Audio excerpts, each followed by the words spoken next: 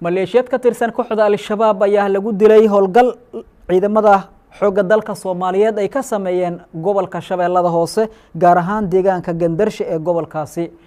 taliyaha ciidanka xoogga dalka Soomaaliyeed Sareeyagas Daahir Aadan Cilmi Indhaqarshe ayaa ku booriyay ciidamada xoogga dalka Soomaaliyeed guulaha ay ka gaarayaan howlgallada ka dhanka maleeshiyadka al-shabaab waxaana lagu soo waramay in 7 ka tirsan kooxda al-shabaab la dilay hubkoodana laga furtay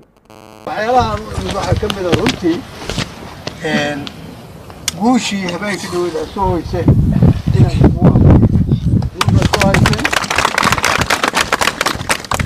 waxa weeye guul dabadlaabaan weeye درسي لما إلى وي وركع عن كم غلينا هذا وحوي الشباب إلي تري أنا الصومالي ما ينتسل نرجع على واحد نرجع على المريكا يبغى ما